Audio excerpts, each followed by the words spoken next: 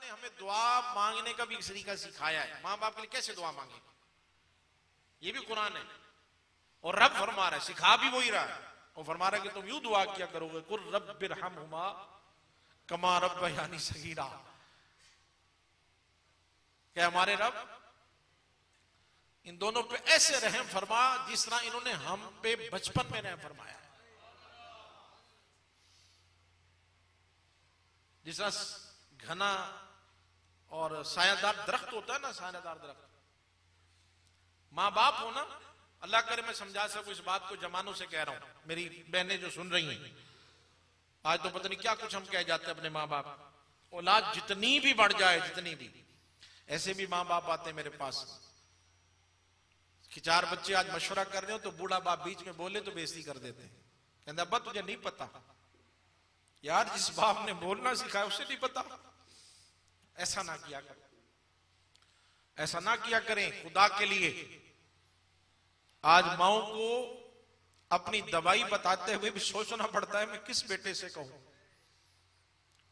वो कुछ कहे ना दे आगे से। 1500 की दवाई है और कहता अम्मा मैं सारे पैसे तेरी दवाइयों पे लगा दूं, मेरे बच्चे हैं, मेरा घर भी है, तू बरकत चाहता है तो लगा दिया कर, खुदा की कसम तेरे रिज़्क़ में कभी कमी नहीं आएगी। ये हमें बाद में एहसास होता है जब मां बाप नहीं होते। बात तो कहां से चली थी, बस कहां चल पड़ी। खुदारा मां अगर ये सोचे कि मैं किस बेटे से कहूं दवाई के लिए और डर के मारे ना कहे, तो सोचो कि हम कहां खड़े हैं यार। मां के 4 बेटे हों, 5 बेटे हों, उसे 5 की पसंद का पता होता है। मेरा छोटा बेटा मीठा खाता है, बड़े वाले को खीर पसंद है। ये मुझे बारहा कहता रहा अम्मा तू मुझे आलू के पराठे बना दे, वो भले शादी हो जाए, बच्चे हो जाए, फिर घर आया हो ना तो मां की हिम्मत हो तो कहती है बेटे मैं तुझे आज आलू के पराठे नहीं बना दूं, सुबह में तू खाता था ना शौक से। लेकिन 5 बेटों को ये नहीं पता कि मां की पसंद क्या है।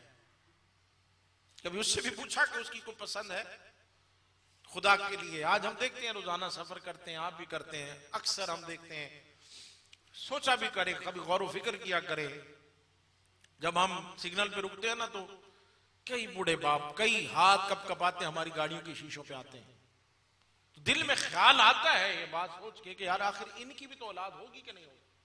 ऑल्ड हाउसेस हमारे भरे पड़े हैं ना, देखे वहां कितनी तादाद है, बाग में जगह नहीं है कि यहां नहीं है कहीं और ले जाए, इनकी औलादें कहां है।